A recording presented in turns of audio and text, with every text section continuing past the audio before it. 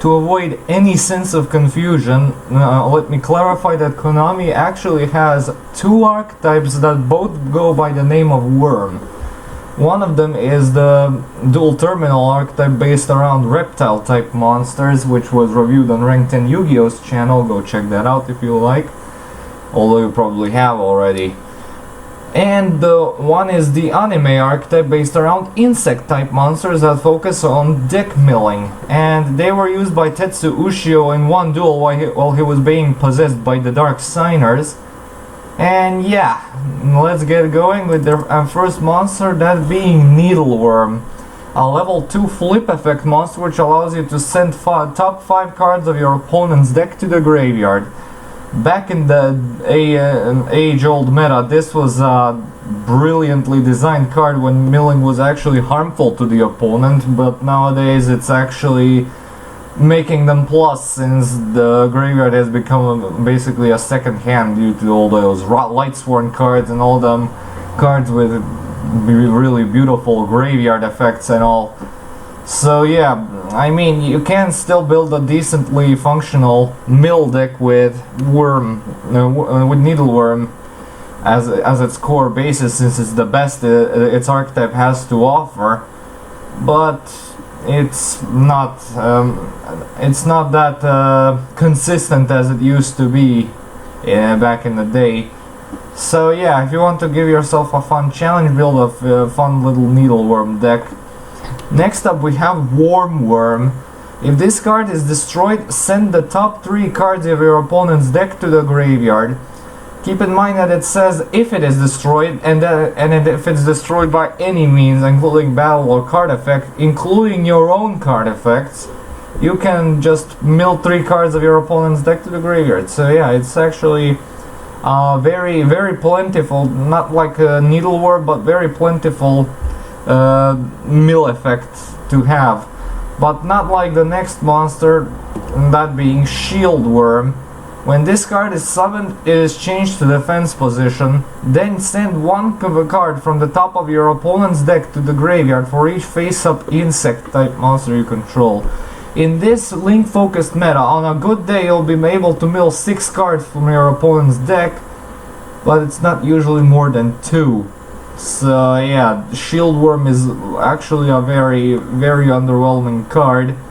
So yeah, it is very specific, and swarming the field with insects is a bit too hard nowadays. So yeah, unless you're playing like Insectors, which primary gimmick isn't insect type monsters. However, I'm curious, does this effect count on the Insector monsters which are treated as equip spells?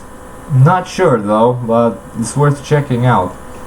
And next we have Aztecified the Worm Warrior.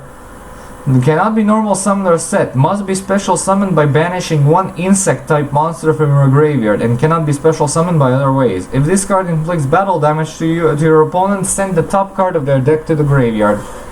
Among the numerous problems I have with this, these are the most prevalent. This thing can be a nasty first turn break due to the fact that it cannot be normal summoned or set on your first turn, unless you have an insect monster on the field, meaning you have to specifically like destroy a worm before you get to even place this thing onto the field.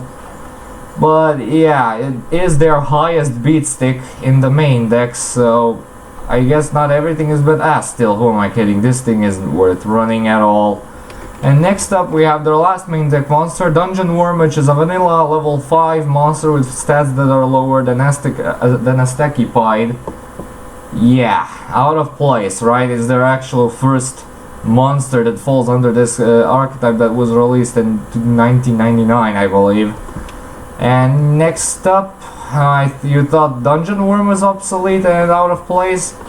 Here we have a Synchro monster, Dark Diviner, requiring one Dark Tuner and one non-tuner Synchro type monster. Non-tuner insect type monster, what am I saying? And this card cannot be destroyed by battle. When this card declares an attack, if the attack of the attack target is higher than this card, the attack of that attack target becomes equal to this card's face-up current attack, and this change lasts until the end of the battle phase. When this card destroys an opponent's monster by battle, and sends it to the graveyard. Send the top 3 cards of your opponent's deck to the graveyard. Yeah, okay, so all of the worm monsters are earth except Worm, which is a fire type. And not to mention that the archetype doesn't have any tuner monsters, let alone dark ones. And even when we push all those problems aside, it is still better to run Iron Chain Dragon because it's a higher attack beater, and it has better stats for level 6. So yeah, this is a bricky level 4 by nature in an extra deck toolbox. You might as well be running Balmung if you feel like running a level 4 synchro monster. So yeah. And the last card is the spell card Worm Bait. If you control an insect monster, special summon 2 worm tokens, insect earth level 1/0/0. You cannot normal or special summon any level 3 or 4 monsters the turn you activate this card's effect. Beyond restrictive, it specifically restricts any level 3 or 4 monsters, which are usually the ones you end up summoning the most. And it's overall a very bad card. In other words, don't run it. It doesn't even synergize with the milling effect in the slightest. Alright, grades. Consistency is purely non-existent. You just really want to draw into them regularly and hope they get destroyed in order to get their effects off, such as Needleworm or Worm, and the other ones aren't even really considered runnable, if we want to call it that kind of jargon. So yeah, 1 out of 3. Power. Their strongest monster has 2000 attack, and it's barely a summonable level 4 synchro monster, so that speaks for itself, so 1 out of 3. Comeback ability is a definite 1 out of 3. They purely depend on using Shallow Grave to re-summon Needleworm in face down defense position, and then using Book of Tayu to flip it face up.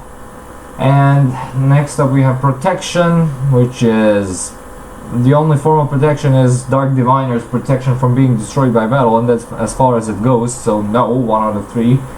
And as for the versatility, I'm gonna be generous and give him a 2 out of 3 because Worm and Needleworm are actually very splashable in some deck out builds, which aren't that plentiful, but still enough for me to give him a 2 out of 3 in that regard.